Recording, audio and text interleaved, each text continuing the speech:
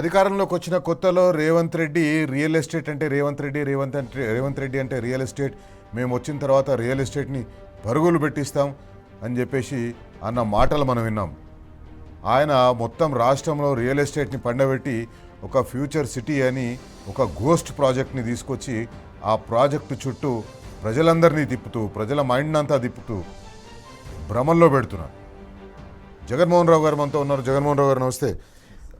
ఈ ఫ్యూచర్ సిటీలో నిన్న FCDA future city development authority office ప్రారంభించిండ్రు.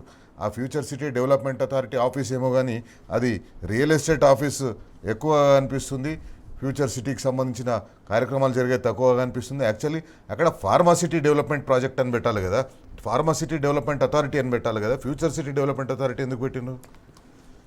2017లో KCR గారు ప్రపంచంలోనే అతిపెద్ద ఫార్మా ఇండస్ట్రియల్ కారిడార్ని మన దగ్గర ఏర్పాటు చేద్దాము, మన హైదరాబాద్ నగరంలో ఏర్పాటు చేద్దామన్న ఉద్దేశంతో రైతుల వేలాది మంది రైతులను ఒప్పించి ఒక రైతు తన భూమిని ప్రభుత్వానికి ఇవ్వాలంటే నాయకుని మీద నమ్మకం ఉంటే ఖచ్చితంగా ఈ ప్రాంతానికి ఆ నాయకుని వల్ల లాభం కలుగుతుంది అన్నటువంటి ఆ నమ్మకం ఉన్నప్పుడే ఏ రైతైనా ముందుకు వచ్చి వాళ్ళ భూమిని ప్రభుత్వానికి ఇవ్వడానికి ముందుకు వస్తారు, ల్యాండ్ ఎక్వైరీ చేసినప్పుడు, నోటిఫికేషన్ ఇచ్చినప్పుడు. అట్లా సుమారు 8,000 మంది రైతులు 14,000 ఎకరాలని బీఆర్ఎస్ ప్రభుత్వ హయాంలో ఫార్మాసిటీ కోసం ఎక్వైర్ చేయడం జరిగింది. To be precise, it is 13,973 acres. ఇంత పెద్ద ల్యాండ్ బ్యాంకు ప్రభుత్వానికి, మన తెలంగాణ ప్రభుత్వానికి రాష్ట్రంలో ఎక్కడ కూడా ఒకే చోట ఇన్ని వేల ఎకరాల భూమి ఎక్కడ కూడా లేదు అని. ఎయిర్పోర్ట్ కనెక్టివిటీ ఇంత చెరువులో ఉన్నటువంటి హైదరాబాద్ నగరానికి ఇంత దగ్గరలో అన్ని వేల ఎకరాలు ఉండడం అనేది ప్రభుత్వానికి అసెట్గా ఉన్నటువంటి పరిస్థితి. అంత అద్భుతమైన ల్యాండ్ అసెట్ ఇది. ఇక్కడ ఫార్మా క్లస్టర్ని, ప్రపంచంలోనే అతిపెద్ద ఫార్మా క్లస్టర్ నిర్మిద్దామని కేసీఆర్ గారు అనుకున్నారు. వారు చైనాలో పర్యటించినప్పుడు అక్కడ సూజో అనే ఒక ఇండస్ట్రియల్ క్లస్టర్ ఉంది. అక్కడ it's one of the biggest pharma cluster in the entire world. అక్కడ పర్యటించినప్పుడు అక్కడ ఏ విధమైన పొల్యూషన్కి సంబంధించినటువంటి స్మెల్ కానీ, పొల్యూషన్కి సంబంధించినట్టు ఆనవాళ్ళు కానీ ఏవి కూడా కనిపించలేదు. అంటే అంత అద్భుతంగా ఒక ఫార్మా క్లస్టర్ని నిర్వహించగలుగుతాము అని చెప్పి కొన్ని దేశాలు నిరూపించినటువంటి ఆ టెక్నాలజీని మన దగ్గర ఇక్కడ మనము ఏర్పాటు చేసి ఇండియాలోనే, ప్రపంచంలోనే ద లార్జెస్ట్ ఫార్మా క్లస్టర్ని ఇక్కడ ఏర్పాటు చేద్దాము, అన్ని ఇండస్ట్రియల్ ఎఫ్లూయెన్స్ని జీరో లిక్విడ్ వేస్ట్ డిశ్చార్జ్తోని అక్కడ ఏర్పాటు చేద్దామన్నటువంటి ఒక అద్భుతమైన ఆలోచనతోని కేసీఆర్ గారు ముందుకు వచ్చి అంత 14. కానీ ఎక్కడైతే ఫార్మా సిటీ పెట్టాలనుకున్నారో, ఎక్కడైతే ఫార్మా కంపెనీలు పెట్టాలనుకున్నారో, ఫార్మా కంపెనీలు రావడం వల్ల అక్కడ భూములు కోల్పోయిన వారికి, భూములు ఇచ్చిన వారికి ఉపాధి లభిస్తుంది, వాళ్ళ పిల్లలకు ఉద్యోగాలు వస్తాయని చెప్పేసి వాళ్ళు అవి ఇచ్చేస్తే, ఇప్పుడు రియల్ ఎస్టేట్ అంటే అక్కడ ప్లాట్లు అమ్ముకునే బిజినెస్ చేసుకోండి మీరు, అది కూడా మేము లేఅవుట్లు వేస్తే, ఎందుకంటే వాళ్ళే మొత్తం భూములన్నీ కొనేస్తున్నారు అక్కడ, మేము లేఅవుట్లు వేస్తే ఆ లేఅవుట్లలో మీరు ప్లాట్లు అమ్ముకునే బిజినెస్ చేయడం అని చెప్పేసి స్థాయికి వాళ్ళని తీసుకొచ్చినట్టు అనిపిస్తుంది. ఫార్మసిటీ కోసం రైతులు ఇచ్చిన భూములు ఇచ్చిన రైతులు. ఎగ్జాక్ట్లీ. ఇప్పుడు రావేరియాల దగ్గర నుండి వాళ్ళు అమన్గల్ ఆకుతోటపల్లి దాకా గ్రీన్ ఫీల్డ్ రోడ్ అనేది 41 కిలోమీటర్ల గ్రీన్ ఫీల్డ్ రోడ్ మొదలు పెట్టారు. అది అమన్గల్ నుండి మీర్ఖాన్పేట వచ్చి మీర్ఖాన్పేట మీదుగా కుర్మిద్ద, ఎక్వైపల్లి, మర్రిపల్లి, కోనాపూర్, దాని తర్వాత ఆకుతోటపల్లి దాకా పోతుంది. ఈ కారిడార్ని మీరు చూసినట్టయితే దీని పొంటి ఉన్నటువంటి అన్ని గ్రామాలలో ఉన్నటువంటి వీళ్ళ అనుచరుల భూములు మాత్రమే అక్కడ చుట్టుపక్కల గ్రామాలలో ఉంటాయి. అదేవిధంగా కోనాపూర్ గేటు నుండి, కోనాపూర్ చౌరాస్తా నుండి మాడుగుల వరకు ఒక 100 ఫీట్ రోడ్ని ఇమీడియట్గా శాంక్షన్ చేశారు, ఆగ మేఘాల మీద శాంక్షన్ చేశారు. ఇప్పుడు పోయి మనం కోనాపూర్ చౌరాస్తాలో నిలబడ్డా కూడా ఆ రోడ్ పోంటి గంటకి కనీసం ఒక 20 వాహనాలు కూడా పోయేటువంటి పరిస్థితి లేదు. దాన్ని 100 ఫీట్ల రోడ్ శాంక్షన్ చేసారు, which will crisscross this green field road. Ratan Tata green field road 330 ఫీట్ల గ్రీన్ ఫీల్డ్ రోడ్ ఏదైతే చెప్తా ఉన్నారో అది 100 ఫీట్ల రోడ్డు పై నుండి పోతుంది, ఎగ్జాక్ట్ మాడుగులకు పోతుంది. మాడుగులలో ఎవరి భూములు ఉంటాయి అనేది అందరు కూడా తెలిసినటువంటి విషయం. దాదాపు 2 నుండి 3 వేల ఎకరాల భూమి అక్కడ సమీకరించుకున్న తర్వాత అక్కడ ఈ ప్రభుత్వ నిధులతోని ఇన్ఫ్రాస్ట్రక్చర్ని అక్కడ బిల్డ్ చేసి వాళ్ళ భూములకు విలువ పెంచుకునేటువంటి ప్రయత్నం చేస్తున్నారు. ఖచ్చితంగా ఇది ఒక పెద్ద రియల్ ఎస్టేట్ ప్రాజెక్ట్ అని చెప్పి అక్కడ సమీపంలో ఉన్నటువంటి గ్రామాల ప్రజలకు అందరూ కూడా ప్రతి ఒక్కరికి తెలుసు. అక్కడ ఆ గ్రామాల్లో ఉండే ఎవరిని అడిగినా ఇదే మాట చెప్తారు, ఇది రియల్ ఎస్టేట్ కోసం వీలు చేసుకుంటున్నది, బెదిరించి భూములు తీసుకుంటున్నారు, లిటిగేషన్లో ఉన్న భూములు క్లియర్ చేసుకుంటున్నారు, భూములు అమ్మకపోతే దాన్ని నిషేధిత జాబితాలో పెట్టేసి పెడుతున్నారు. అదేవిధంగా ఏదన్నా చిన్న లిటిగేషన్ ఉన్నా వీళ్ళే కొన్ని గ్రామాలలో ఉన్నటువంటి కాంగ్రెస్ నాయకులు లిటిగేషన్లు సృష్టించి మరి ఉన్నటువంటి గ్రామస్తులను భయభ్రాంతులకు గురి చేసి ఈ భూములు మీరు అమ్మితే మీకు ఈ ప్రైజ్ వస్తుంది, లేకపోతే మొత్తం భూమి కోల్పోతారు అన్నటువంటి ఒక భయం కూడా కలిగించి రేపు ప్రభుత్వ ప్రాజెక్టులు వస్తుంది, ఈ భూమిని ప్రభుత్వం ఎక్వైర్ చేసుకోబోతా ఉన్నది, మీకు ఎకరాకి 30-40 లక్షల కంటే ఎక్కువ రావు, కోట్లలో ఉన్నటువంటి విలువైనటువంటి భూములని 20-30 లక్షలకు వాళ్ళు తీసుకునేటువంటి పరిస్థితి భయం కలిగించి తీసుకునే పరిస్థితి కల్పిస్తూ ఉన్నారు. రేపటి రోజున ప్రభుత్వం తీసుకుంటే మీకు దీంట్లో 20-30 లక్షలు కూడా రావు, మేము మీకు 50 లక్షలు ఇస్తున్నాము మాకు అమ్మండి అని చెప్పి కోట్ల విలువైన భూములని సగం రేటుకి లేదా 3వ వంతు రేటుకి వాళ్ళు కొనుక్కునేటువంటి పరిస్థితి ఉన్నది. ఈరోజు అనుముల బ్రదర్స్ అక్కడ ఉన్నటువంటి ప్రతి గ్రామాలలో గ్రామస్తులందరి దగ్గరికి పోయి అక్కడ వాళ్ళు ల్యాండ్ బ్యాంక్ పెంచుకునే ప్రయత్నం చేస్తూ ఉన్నారు. ప్రభుత్వ నిధులతోని ప్రజల నిధులతోని ఇన్ఫ్రాస్ట్రక్చర్ని డెవలప్ చేస్తూ ఉన్నారు, కేవలం వీళ్ళ భూముల విలువ పెంచుకోవడానికి మాత్రమే. ఈరోజు FCDA బిల్డింగ్ నిన్న కట్టారు, ప్రతిష్టాత్మకంగా మేము కట్టేసినాము, ఇండియాలో గ్రీన్ బిల్డింగ్, దీనికి ఆ సర్టిఫికేట్ వచ్చింది ఈ సర్టిఫికేట్ వచ్చిందని చెప్తా ఉన్నారు.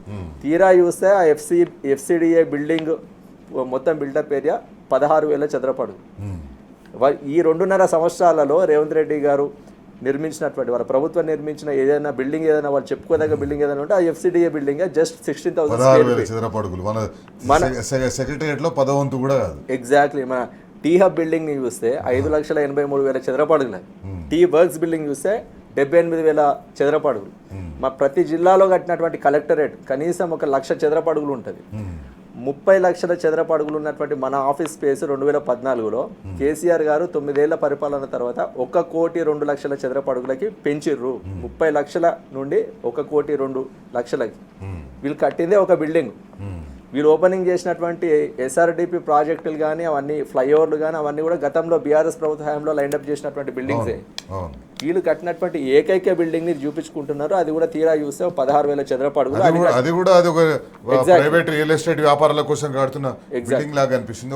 ముఖ్యమంత్రి రేవంత్ రెడ్డి ఫ్యూచర్ సిటీ పేరుతోటి అక్కడ చేస్తున్న భూదందాలు అవి ఫార్మా సిటీ కోసం భూములు ఇచ్చిన రైతులు వ్యతిరేకించడంతో హైకోర్టులో పోయి అఫిడవిట్ వేస్తాడు. ఇది ఫార్మా సిటీనే ఉంటుంది, ఇక్కడ ఫార్మా కంపెనీలు వస్తాయని హైకోర్టును మభ్యపెట్టడం కోసం లేదా హైకోర్టు తమ వాదనను వినిపించడం కోసం వాదనను ప్రజెంట్ చేయడం కోసం కొన్ని ఫార్మా కంపెనీలను పిలిపించి హడావిడిగా వాళ్ళతోటి MOUలు పెట్టించిండ్రు, MOUలు సంతకం చేయించిండ్రు. 1,000 కోట్ల పెట్టుబడులు వస్తాయని చెప్పేసి 3 సందర్భాల్లో, మొదటి సందర్భంలో నవంబర్ 22, 2024, రెండవసారి ఫిబ్రవరి 25, 2025, అంటే దాదాపుగా 6 నెలలకు ఒకసారి తమాషా చేస్తూ ఉన్నారు. డిసెంబర్ 8, 9 ఇండియా రైజింగ్ సమిట్ అని పెట్టి అక్కడ మనలో పెట్టుబడుల కోసం పెట్టుబడులు వస్తున్నాయని చెప్పే ప్రయత్నం చేసింది. కానీ ఇంతవరకు ఈ రోజు వరకు అక్కడ దాదాపు 2-2.5 సంవత్సరాలు అవుతుంది, ఒక్క కంపెనీ కూడా వాళ్ళు కార్యక్రమాలను ప్రారంభించలేదు. హరీష్ రావు గారు ఈరోజు చెప్పిండ్రు 70,000 కోట్ల రూపాయల పెట్టుబడులు ఏవైతే ఫార్మా రంగంలో ఉండే పెట్టుబడులు ఫార్మా సిటీలో రావాల్సి ఉండనో ఆ ఫార్మా సిటీలో రావాల్సిన 70,000 కోట్ల పెట్టుబడులు ఈరోజు ఆంధ్రప్రదేశ్లోని శ్రీ సిటీకి తరలిపోయినాయి. అక్కడ పోయి వాళ్ళ ఉత్పత్తి చేస్తున్నారు ఫార్మా కంపెనీలు, అక్కడ వాళ్ళ ప్రొడక్షన్ యూనిట్లను పెట్టుకున్నాయని హరీష్ రావు అన్నారు. జగన్మోహన్ గారు ఇప్పుడు ఎన్నో MOUలు సైన్ చేసిండ్రు, 1,000 కోట్ల పెట్టుబడులని, వందలాది ఉద్యోగాలని చెప్పాను. కానీ ఈ రోజు వరకు అక్కడ ఒక్కరికి కూడా ఉద్యోగం రాలేదు అనుముల బ్రదర్స్కి తప్పిస్తే, ఒక్కరికి కూడా ఉపాధి దొరకలేదు అనుముల బ్రదర్స్కి తప్పిస్తే. గ్లోబల్ సమ్మిట్లో వాళ్ళు చెప్పినటువంటి లెక్క 5,45,000 కోట్ల పెట్టుబడులు వచ్చినాయని చెప్పినారు. ఇప్పటి వరకు ఒక్క కంపెనీ కూడా వాళ్ళ గ్రౌండ్ వర్క్ అనేది అక్కడ స్టార్ట్ చేసినటువంటి పరిస్థితి లేదు. అక్కడ ఉన్నటువంటి ఏకైక కంపెనీ ఏదైనా ఉంది ఈరోజు ఫ్యూచర్ సిటీలో అంటే అది అమెజాన్ డేటా సెంటర్, 48 ఎకరాల క్యాంపస్, అక్కడ 3,000 మంది ఎంప్లాయీస్ ఉన్నారు. అది కూడా గత బీఆర్ఎస్ ప్రభుత్వ హయాంలో 2022లో వాళ్ళకి కేటాయించడం జరిగింది. అది గుర్గావ్కో, నోయిడాకో, బొంబాయికో పోకుండా కేటీఆర్ గారు వాళ్ళని ఒప్పించి ఇక్కడ వాళ్ళు డేటా సెంటర్ని ఏర్పాటు చేయాలని వాళ్ళని ఒప్పించి వాళ్ళకి 48 ఎకరాలు కేటాయించడం జరిగింది. వాళ్ళు 48 ఎకరాల క్యాంపస్ని ఇక్కడ వాళ్ళు కేటాయించినప్పుడు వాళ్ళు భవిష్యత్తులో మరో 2 నుండి 3 సంవత్సరాలలో మరో 150 ఎకరాల క్యాంపస్ని మేము ఇక్కడ ఎక్స్పాన్షన్ చేసుకోవాల్సినటువంటి అవసరం మాకున్నది అని చెప్పి అప్పట్లోనే వాళ్ళు హామీ ఇవ్వడం జరిగింది. మరో వారం రోజుల్లో ఆ క్యాంపస్ యొక్క భూమి పూజ జరగబోతా ఉంది. ఇప్పుడు రేవంత్ రెడ్డి గారు పోయి అక్కడ భూమి పూజ చేసి ఈ పెట్టుబడిని నేనే తెచ్చినా అని చెప్తారు. అది ఎగ్జాక్ట్లీ. ఇప్పుడు అక్కడ 5 ఫార్మా కంపెనీలకు అక్కడ వాళ్ళకి ల్యాండ్స్ అలాట్ చేయబోతా ఉన్నారు. నక్కర్త, మేడిపల్లి అనే గ్రామాలలో, అదే TSIIC ల్యాండ్స్లో వాళ్ళకి అక్కడ ల్యాండ్ అలాట్ చేయబోతా ఉన్నారు. ఆ 5 ఫార్మా కంపెనీల అధినేతలు కూడా గతంలో కేసీఆర్ గారు ముఖ్యమంత్రిగా ఉన్నప్పుడు వారిని కలిసి ఇక్కడ మీరు ఫార్మా సిటీని ఏర్పాటు చేయబోతా ఉన్నారు, ఖచ్చితంగా మాకు ఇక్కడ భూములను కేటాయించండి, మేము ఇక్కడ ఎంప్లాయ్మెంట్ని జనరేట్ చేస్తాము, ఇక్కడ ఉన్నటువంటి సమీపంలో ఉన్నటువంటి గ్రామస్తులకు అందరు కూడా మేము ఎంప్లాయ్మెంట్ని కల్పిస్తాము, ఉపాధి కల్పిస్తాము అని చెప్పి గతంలోనే వాళ్ళు కేసీఆర్ గారికి హామీ ఇవ్వడం జరిగింది. ఇప్పుడు వస్తున్నటువంటి ఆ కొన్ని పెట్టుబడులు కూడా, రాబోతున్న పెట్టుబడులు కూడా గత బీఆర్ఎస్ ప్రభుత్వ హయాంలో లైనప్ అయినటువంటి పెట్టుబడులు మాత్రమే. ఈ రోజు వాళ్ళు చెప్పినటువంటి 5,45,000 కోట్ల పెట్టుబడులు గ్లోబల్ సమ్మిట్లో వచ్చినాయి. ట్రంప్కి సంబంధించినటువంటి ఆ ఎగ్జిక్యూటివ్ డైరెక్టర్ 1,00,000 కోట్లు పెడతామని చెప్పి ఆయన పత్తా లేకుండా పోయిండు. అది వాళ్ళ ఇన్వెస్ట్మెంట్ ఇంటెంట్ మాత్రమే, మేము ఎక్కడ కూడా పెట్టుబడి పెడతామని మేము చెప్పలేదు అని వాళ్ళు వివరణ ఇవ్వడం జరిగింది. ఇట్లా వాళ్ళు ఏ ఒక్క పెట్టుబడి కూడా రియలిస్టిక్గా లేదు. కొన్ని బోగస్ కంపెనీలను తీసుకొచ్చి ఒక 10-20 లక్షల టర్న్ ఓవర్ కూడా లేనటువంటి బోగస్ కంపెనీలను తీసుకొచ్చి 100 కోట్ల పెట్టుబడులు పెడతామని చెప్పి వాళ్ళు ఎంఓయూలు సైన్ చేసిరని చెప్పి అవి కూడా ప్రజలని నమ్మించే ప్రయత్నం చేసిర్రు. ఈరోజు వాళ్ళు ఫ్యూచర్ సిటీలో మేము మొత్తం ప్రపంచ ఫార్చ్యూన్ 500 కంపెనీలను ఇక్కడికి ఇన్వైట్ చేస్తామని చెప్పి రేవంత్ రెడ్డి గారు చెప్పినటువంటి మాటలన్నీ కూడా బోగస్ మాటలు. మనకి మెటీరియలిస్టిక్గా అక్కడ ఏ ఒక్కటి కూడా ఫిజికల్గా ఏ ఒక్క కంపెనీ కూడా గ్రౌండ్ అయినటువంటి పరిస్థితి కనిపిస్తలేదు.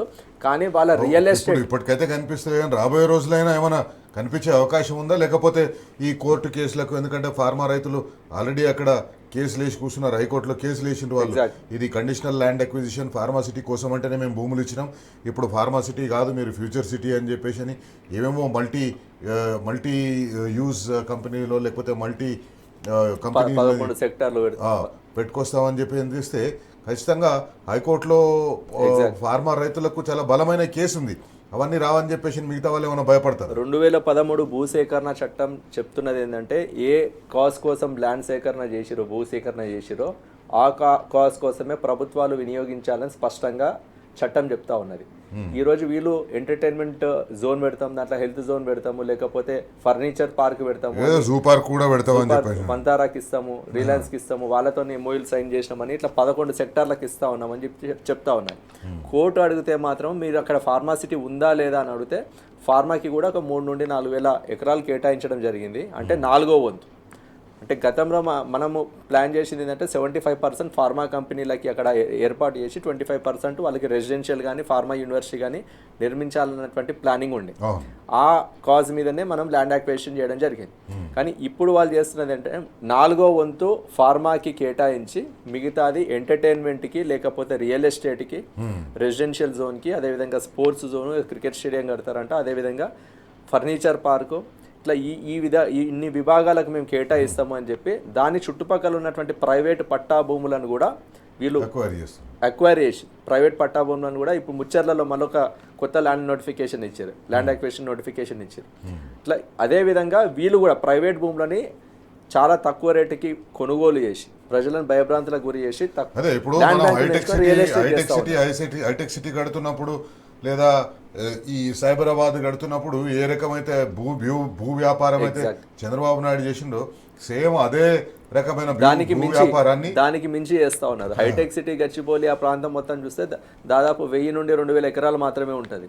ఇక్కడ వేల ఎకరాలు దాదాపు ఇది 14,000 ఎకరాలు, దాని చుట్టూ ఉన్నటువంటి క్యాచ్మెంట్ ఏరియా అనదర్ ఇంకొక 10,000 ఎకరాలలో మొత్తం కూడా ఎక్కడ సాధ్యమైతే అక్కడ 1000 ఎకరాల భూమిని సేకరించి అదే రియల్ ఎస్టేట్ పని మీద ఈ అనుముల బ్రదర్స్ ఉన్నారు. రేవంత్ రెడ్డి గారు చెప్పారు, నేను రియాల్టర్ని నేను ముఖ్యమంత్రిని అయినా రియల్ ఎస్టేట్ని పరుగులు పెట్టిస్తాను వాళ్ళు ఏ రోజైతే చెప్పిర్రో ఎగ్జాక్ట్లీ వాళ్ళ కుటుంబ రియల్ ఎస్టేట్ కంపెనీని మాత్రం ఖచ్చితంగా పరుగులు పెట్టిస్తున్నారని చెప్పి అందరు కూడా స్పష్టంగా. వాళ్ళొక్కరే కాదు, వాళ్ళ కాంగ్రెస్ పార్టీలో ఉండే చోటా నాయకులు, రేవంత్ రెడ్డి లెఫ్ట్ రైట్ ముందు ఉండే వాళ్ళందరూ కూడా అక్కడే వాలిపోయినారు. ఇప్పుడు వాళ్ళు కావాలని ఒక ఆఫీస్ కూడా నిర్మించుకున్నారు. ఇంకా వాళ్ళకు అక్కడ ఆఫీస్లో కూర్చొని అధికారికంగానే ఈ రియల్ ఎస్టేట్ సెటిల్మెంట్లు చేస్తారు. ఎగ్జాక్ట్లీ. ఈరోజు కాంగ్రెస్ పార్టీ ఎమ్మెల్యేలు కావచ్చు, అదేవిధంగా మంత్రులు కావచ్చు, నిన్న అక్కడ జరిగినటువంటి కార్యక్రమంలో అందరూ కూడా భాగమైనారు. చాలామంది కాంగ్రెస్ పార్టీ నాయకులు సర్పంచ్ల కాడికి వెళ్ళి, అదేవిధంగా అక్కడ ఉన్నటువంటి చోటా నాయకులు కావచ్చు, వీళ్ళ కుటుంబ సభ్యులు కావచ్చు, దాదాపు 3-4 వేల ఎకరాల ల్యాండ్ బ్యాంక్ వీళ్ళ ఆధీనంలోనే ఉన్నది.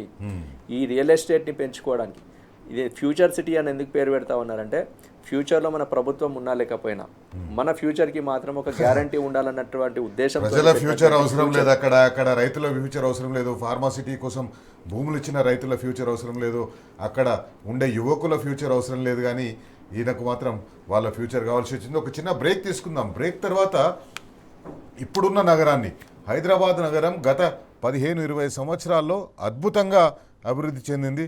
మనము హైదరాబాద్ నగరంలో ఐటీ కానివ్వండి, హాస్పిటాలిటీ ఇండస్ట్రీ కానివ్వండి, ఫ్యాషన్ ఇండస్ట్రీ కానివ్వండి, ప్రతి ఒక్కటి కూడా అద్భుతంగా డెవలప్ చేసింది. కానీ ఈ హైదరాబాద్ నగరాన్ని ముఖ్యమంత్రి రేవంత్ రెడ్డి, మున్సిపల్ శాఖ మంత్రి రేవంత్ రెడ్డి గాలికి వదిలేసిండు. హైదరాబాద్ నగరం అస్తవ్యస్తం అయిపోతుంది.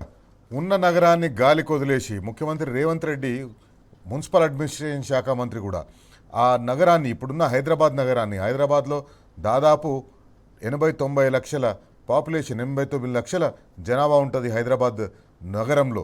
అంటే హైదరాబాదు పాత రంగారెడ్డి, హైదరాబాద్ చుట్టుపక్కల ప్రాంతాల్లో ఉండే దాంట్లో దీన్ని గాలికి వదిలేసి కొన్ని లక్షలాది వాహనాలు తిరుగుతూ ఉంటాయి. లక్షలాది మంది ఉద్యోగాల కోసం రోడ్ల మీదకి వచ్చేస్తారు పొద్దున్న లేవగానే మళ్ళీ సాయంత్రం వరకు. ఆ నగరాన్ని గాలికి వదిలేసి ఫ్యూచర్ సిటీ అని ఒక మాయా ప్రపంచాన్ని, ఒక మాయా సభని ఆయన చూపించే ప్రయత్నం చేస్తున్నారు. ఆ ఫ్యూచర్ సిటీ కంటే ఈ హైదరాబాద్ సిటీ చాలా గొప్పది. హైదరాబాద్ సిటీని మీరు జాగ్రత్తగా చూసుకుంటేనే రేపు పొద్దున ఏ సిటీకైనా భవిష్యత్తు ఉంటుంది.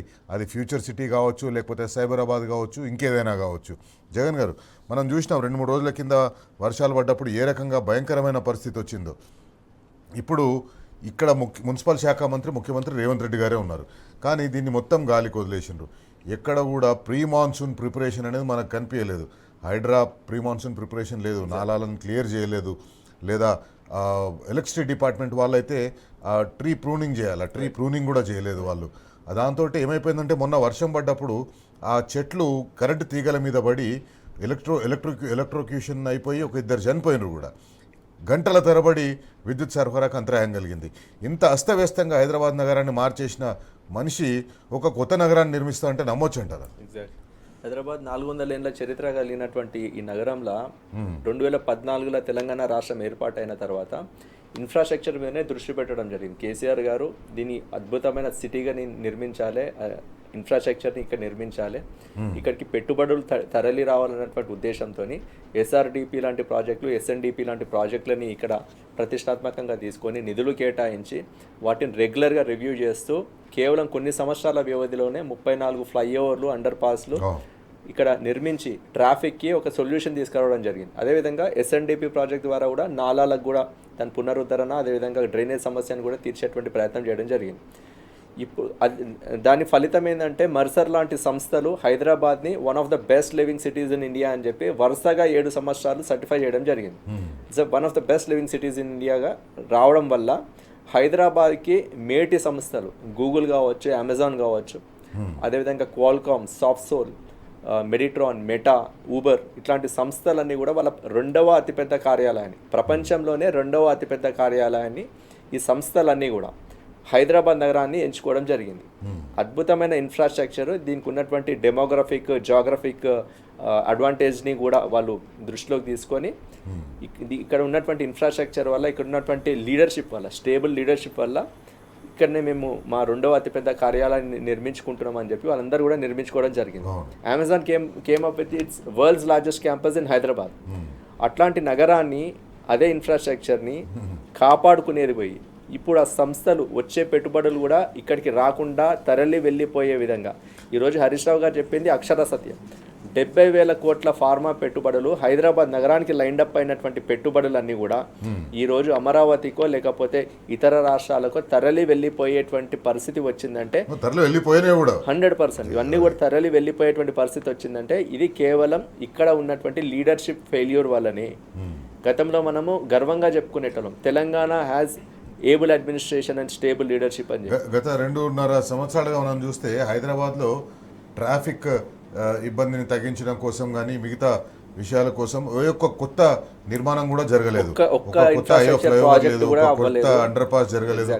అవి కొత్తవి జరగకపోగా అనాలోచితంగా గ్రీన్ ట్రిబ్యునల్ అడ్డుపడుతున్నాను, సుప్రీంకోర్టు అడ్డుపడుతున్నాను ఆలోచించకుండా హైదరాబాద్ చుట్టుపక్కల ఉండే ఈ కేబీఆర్ పార్క్ చుట్టుపక్కల ఉండే HCD రోడ్లన్నింటినీ అస్తవ్యస్తం చేసి పాడేసి దాన్ని ఇంకా ఎక్కువ ప్రాబ్లం పెద్దగా చేసి. ఎగ్జాక్ట్. ఇప్పుడు హెచ్సిటీ ప్రాజెక్ట్ అని వాళ్ళు ఈ ప్రాజెక్టుని వాళ్ళు తెర మీదకి తీసుకొచ్చింది ఒక సంవత్సరంన్నర క్రితమే. అవును. కానీ అది ఇప్పుడు మెటీరియలైజ్ అవుతున్నది ఒక 1.5 year తర్వాత.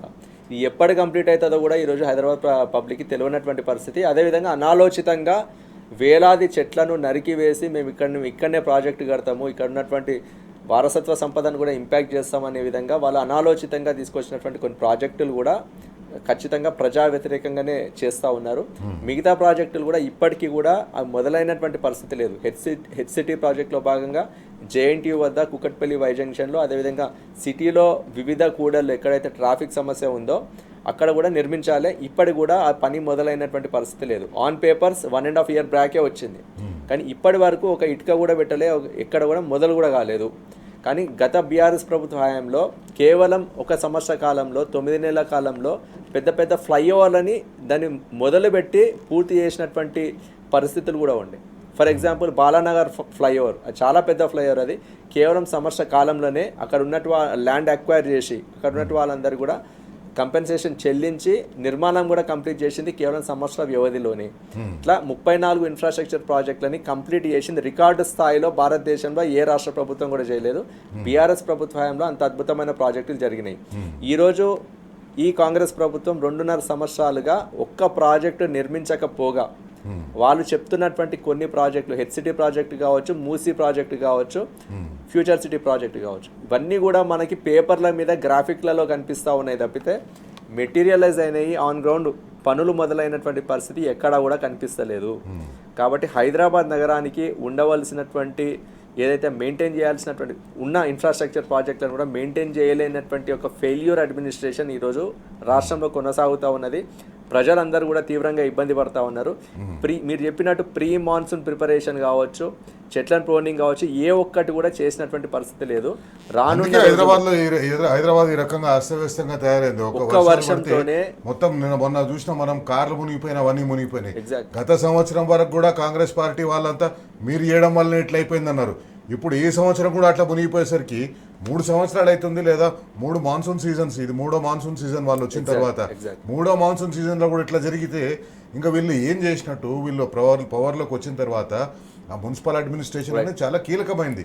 అది ఒక మంత్రి దానికి డెడికేటెడ్గా ఉండాలి. ఈ రియల్ ఎస్టేట్ వ్యాపారం చేసుకునే ముఖ్యమంత్రి దగ్గర అది ఉండడం వల్ల హైదరాబాద్ మొత్తం నాశనం అయిపోతుంది. ఇక్కడ వింత ఏంటంటే ఇక్కడ హైదరాబాద్లో ఇప్పుడు రైజ్ అయినటువంటి సమస్యలన్నీ కూడా, ఒక్క వర్షంతో రైజ్ అయిన సమస్యలన్నీ కూడా ఫ్యూచర్ సిటీ నిర్మించడానికి అడ్వాంటేజ్గా మలుచుకుంటున్నాడు ముఖ్యమంత్రి. హైదరాబాద్ నగరంలో ట్రాఫిక్ సమస్య తీవ్రంగా పెరిగిపోయింది. ఒక్క వర్షంతోనే మొత్తం కూడా అస్తవ్యస్తం అయిపోతుంది. కాబట్టే ఫ్యూచర్ సిటీ లాంటి ఒక 2వ నగరం కావాలని చెప్తా ఉన్నారు. ఏ ఒక్క స్టేట్స్మెన్ కానీ ఒక లీడర్ కానీ ఎవరు కూడా అట్లాంటి మాట్లాడే పరిస్థితి ఉండకూడదు. ఉన్న సిటీని మనం వదిలేద్దాం అంటున్నాడు ఆయన ఉద్దేశం ఏంది? ఉన్న హైదరాబాద్ సిటీని అక్కడ ట్రాఫిక్ సమస్య తీవ్రమైంది కాబట్టి వదిలేద్దాము, దాన్ని పట్టించుకోను ఇంకా అని చెప్పదలుచుకున్నాడా? లేకపోతే ఇక మీద నా ఫ్యూచర్ సిటీనే రాజధానిగా మలుచుకుంటా, నేను హైదరాబాద్ నగరంలో ఉన్నటువంటి ప్రజలందరినీ కూడా గాలికి వదిలేస్తున్నా అని చెప్పదలుచుకున్నాడా? హైదరాబాద్ నగరంలో ఉన్న ఇన్ఫ్రాస్ట్రక్చర్ని మెయింటైన్ చేయట్లేదు, కొత్త ఇన్ఫ్రాస్ట్రక్చర్ని క్రియేట్ చేయడం లేదు. సమస్యలు రోజు రోజుకి తీవ్రంగా పెరిగిపోతూ ఉన్నాయి. డ్రైనేజ్ సమస్యతో పాటు రోడ్లు కూడా అతి దారుణంగా తయారైనటువంటి పరిస్థితి ఉన్నది. వాళ్ళు చెప్తున్నటువంటి హెచ్సిటీ ప్రాజెక్టు కావచ్చు, ఇతర ప్రాజెక్టులు కావచ్చు, మూసీ సుందరీకరణ కావచ్చు, ఇవన్నీ కూడా ప్రజా వ్యతిరేకంగానే కమిషన్ల కోసం డిజైన్ చేసినటువంటి ప్రాజెక్టులుగానే అందరూ కూడా ప్రజలకు అందరూ కూడా అర్థమవుతా ఉన్నది తప్పితే ప్రజల శ్రేయస్సు కోసము ఈ 3 సంవత్సరాల్లో గతంలో మర్సర్ లాంటి సంస్థలు బెస్ట్ లివింగ్ సిటీగా 7 సంవత్సరాలు వరుసగా హైదరాబాద్ని సర్టిఫై చేసినటువంటి కంపెనీ సంస్థలు హైదరాబాద్ ఈ 3 సంవత్సరాలలో ఇక తిరిగి కూడా చూడలేదు. హైదరాబాద్ నగరానికి ఆ స్టాండర్డ్ కూడా ఇవ్వడం లేదు, వాళ్ళు కన్సిడరేషన్కి తీసుకోవడం లేదు. ఈ మన అందరికి కూడా అవమానకరమైన పరిస్థితి. The best city in India, the best living city in India ఈరోజు ఆ జాబితాలో కూడా వాళ్ళు కన్సిడర్ చేయలేకపోతా ఉన్నారంటే ఖచ్చితంగా ఇది ప్రభుత్వ వైఫల్యమే, రేవంత్ రెడ్డి గారి వైఫల్యమే. Right, thank you Jaganmohan Rao గారు. ఇది వాళ్ళ బరాబర్ అడుగుదాం. రేపు మరో ముఖ్యమైన అంశంతో మళ్ళీ కలుసుకుందాం. తరకు సెలవు. నమస్తే. జై Telangana. Stay tune to T news.